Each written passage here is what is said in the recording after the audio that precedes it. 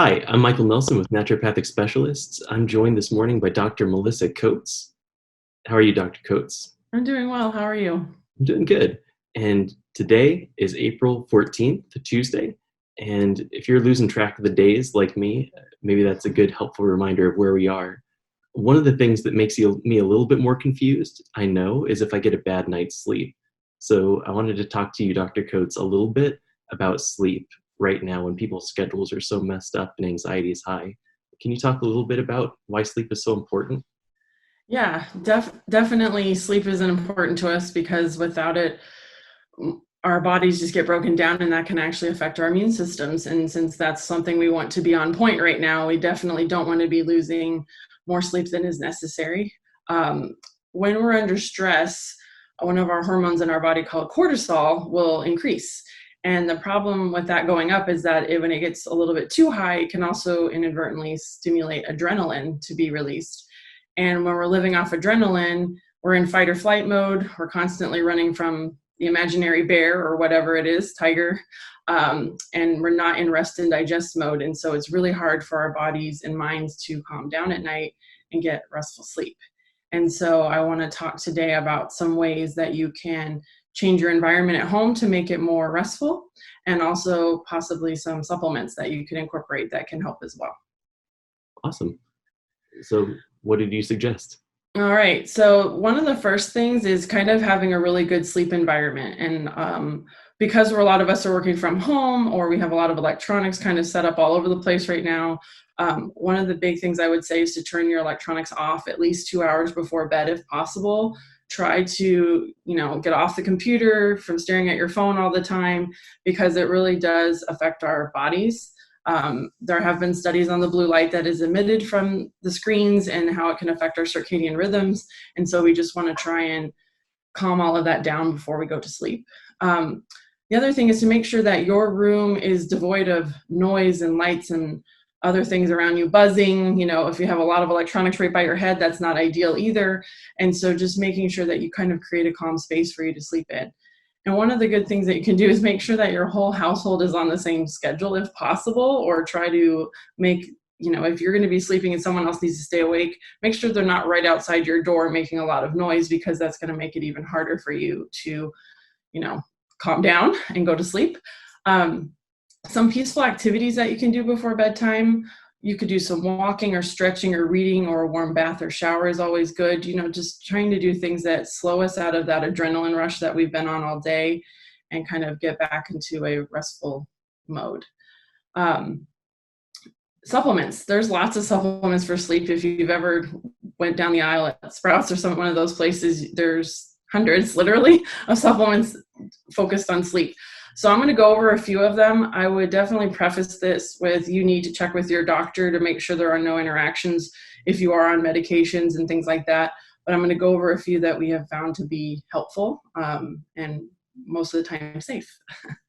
um, Glycine is an amino acid. This can help with focus and calming your mind. Sometimes people even use this right before they're going to give a speech and they kind of need to hone in on what they're doing.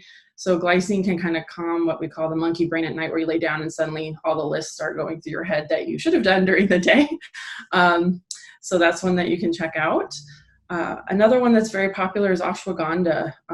This can also calm the mind. It's a very balancing herb.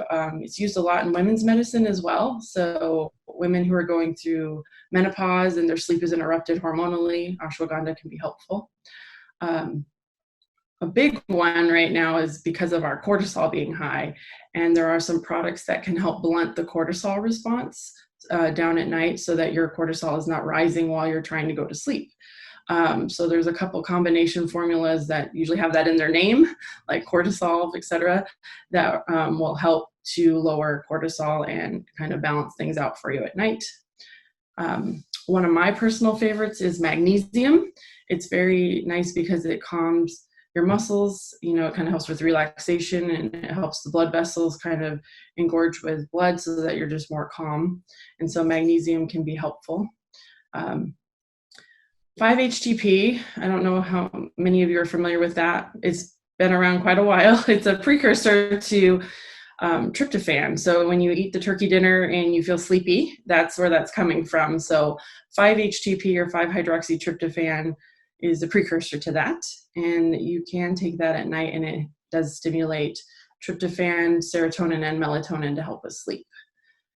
It also can act as a mood booster, and if you're feeling a little bit down, it can boost serotonin, and that can be helpful in this stressful time as well.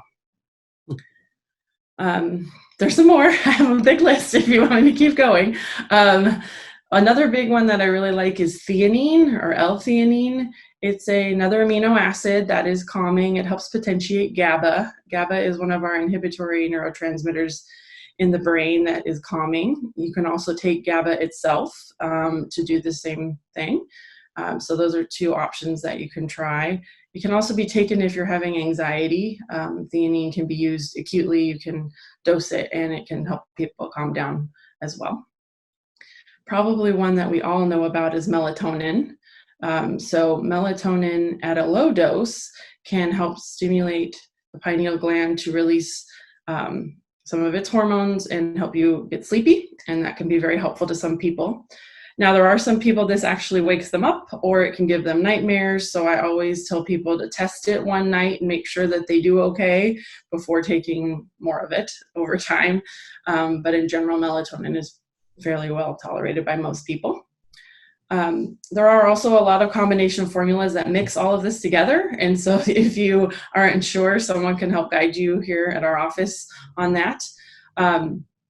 Also, probably popular and out there everywhere right now is CBD.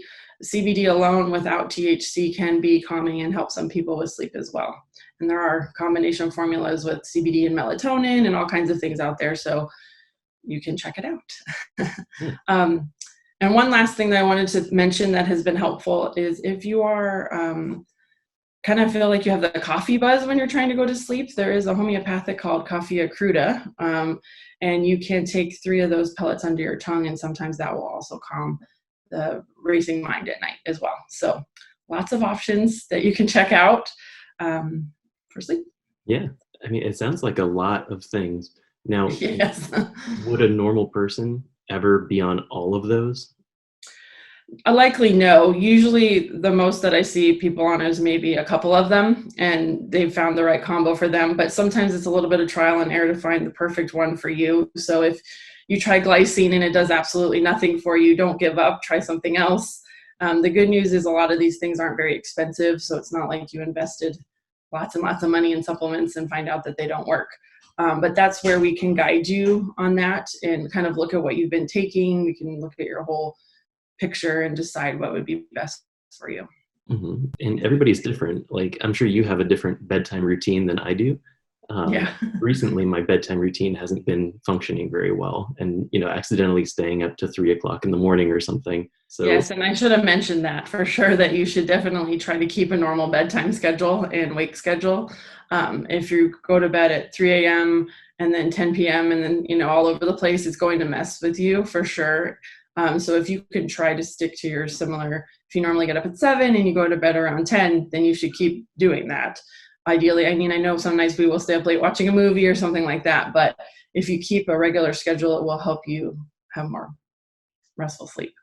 Well, awesome. And I know we all feel better after a restful night's sleep, and just a more vital, more energized. And like you said, our immune system is built up as well, instead of compromised by lack of sleep. It's a very important topic. Thank you so much for bringing that out today. If you've enjoyed this, follow us on Facebook, Instagram, or YouTube, and you'll be able to see when these come out. Thanks again, Dr. Coates. Thank you, Michael. Have a good day. You too.